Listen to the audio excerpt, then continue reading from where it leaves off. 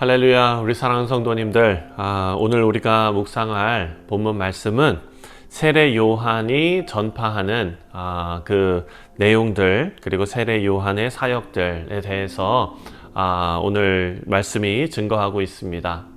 세례 요한이 공적으로 사역을 시작하는 장면입니다. 자, 구약의 마지막 선지자가 말라기, 그 말라기 이후에 약 400년 동안 이스라엘에는 하나님의 예언자가 없었지요.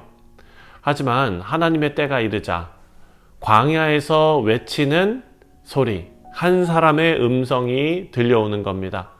그리고 이 요한은 메시아의 오심을 준비하는 그런 사명을 받은 사람이었습니다.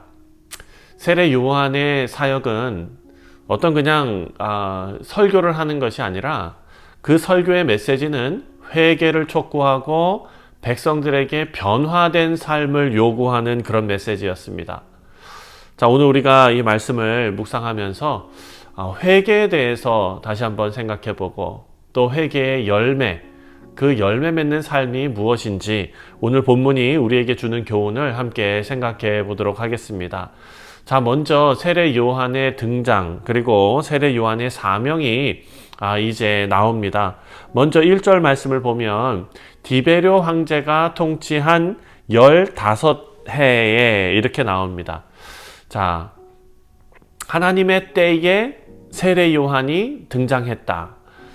누가는 당시에 어떤 그런 정치적인 그리고 종교적인 이런 지도자들의 이름을 쭉 지금 나열하고 있습니다. 오늘 본문 말씀을 보면 디베료 황제가 통치한 지 15해, 곧 본디오 빌라도가 유대의 총독으로, 헤롯의 갈릴리의 본분 왕으로, 동생 빌립이 이두레와 드라고닛 지방의 분봉 왕으로, 루사니아가 아빌레네의 분봉 왕으로, 이렇게 쭉 그 당시에 정치적으로 종교적으로 지도자급이었던 그런 사람들의 이름을 쭉 나열하면서 이 사건에 대한 역사적인 배경을 아주 명확하고 정확하게 지금 제시하고 있습니다. 세례 요한이 어떤 그냥 사람들의 그 구전으로 전해져 왔던 어떤 신화적인 인물이 아니라 실제 역사 속에서 사역했던 하나님의 사람이었다라는 것을 지금 강조해 놓은 것입니다.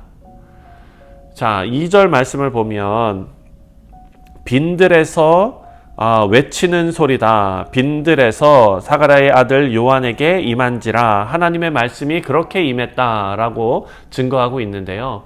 하나님께서는 로마 황제나 어떤 유대의 지도자들에게 말씀을 주신 것이 아니라 광야에서 하나님 앞에 준비된 한 사람, 바로 세례 요한에게 하나님의 말씀을 주셨다라는 것을 우리가 알 수 있습니다. 사랑하는 성도님들, 하나님의 그 일하시는 방법과 특징은 너무나 분명합니다. 겸손한 자, 준비된 자, 이런 자들을 통해 일하시는 것을 우리에게 알려주고 있습니다.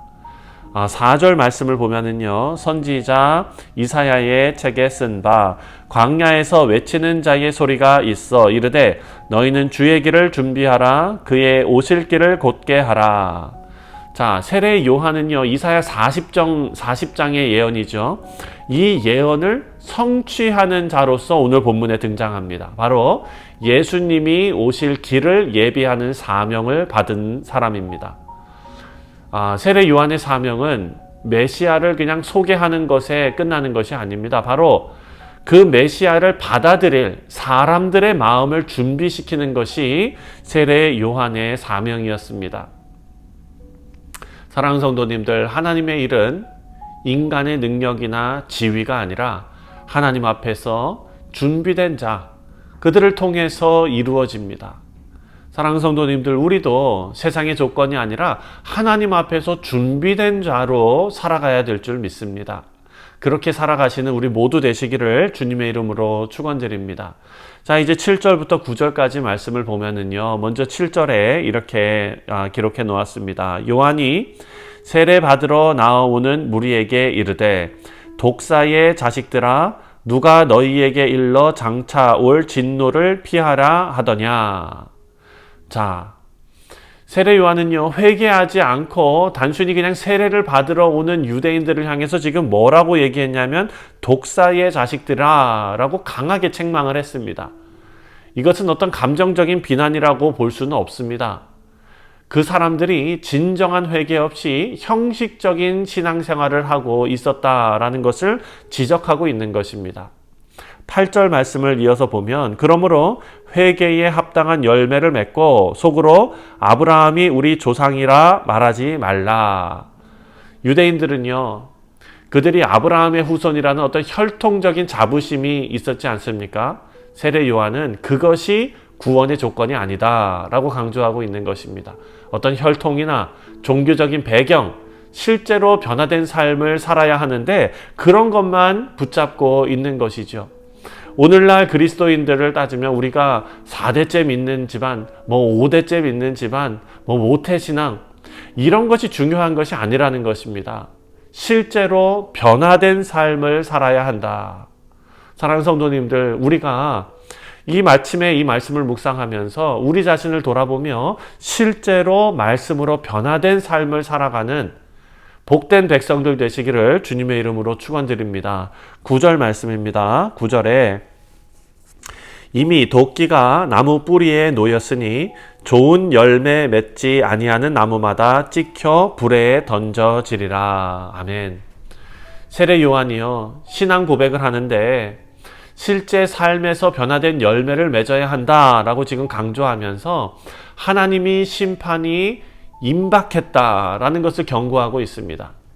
참된 회개가 없는 자들은, 다시 말해서 마음을 기경하지 않은 자들은 결국 멸망하게 될 것이다 라는 말입니다.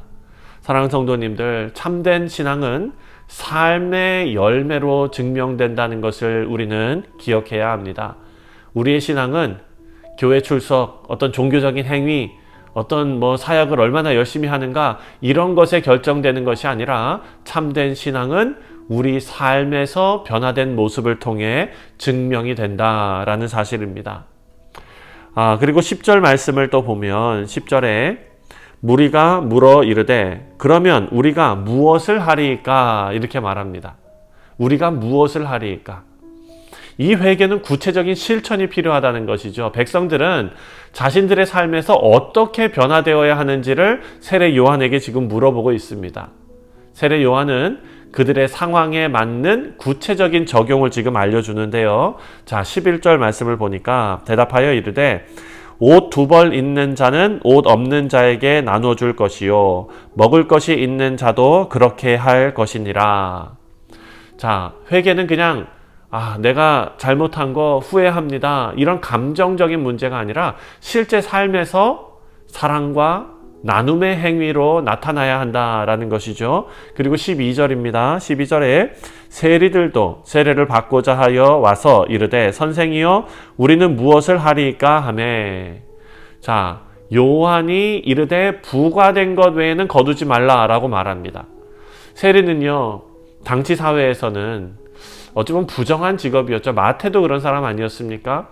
세례 요한은 그들에게 직업을 버리라고 하지 않고 정직하게 일하라 라고 가르쳤습니다. 여러분, 이거 얼마나 중요한 말입니까? 신앙은 우리가 하고 있는 일 다 팽개치고 기도원 들어가서 혹은 교회에서 24시간 종교적인 활동만 하는 게 신앙이 아닙니다. 우리가 일상 속에서 정직하고 공의롭게 살아가는 것이 더 중요한 신앙생활인 줄 믿습니다. 14절을 보니까 군인들에게 말합니다. 14절에 군인들도 물어 이르되 우리는 무엇을 하리이까 하매 이르되 사람에게서 강탈하지 말며 거짓으로 고발하지 말고 받은 금조를 족한 줄로 알라 하니라. 군인들에게 권력을 남용하지 말고 정직하게 살아갈 것을 요구합니다. 각자의 삶의 자리에서 하나님의 뜻에 합당한 삶을 사는 것이 회개의 열매다라는 것을 우리에게 구체적으로 알려주고 있는 것입니다. 사랑하는 성도님들, 신앙은 감정적인 고백이 아니라 우리 행동과 태도의 변화로 이어져야 한다라는 것을 세례 요한이 지금 우리에게 알려주고 있습니다. 말씀을 맺습니다. 우리 사랑하는 성도님들, 오늘 본문은 우리에게 참 중요한 영적인 교훈들을 주고 있습니다. 먼저 세례 요한이 어떻게 쓰임 받았습니까? 바로 준비된 자를 사용하신다. 세례 요한은 광야에서 준비되었습니다.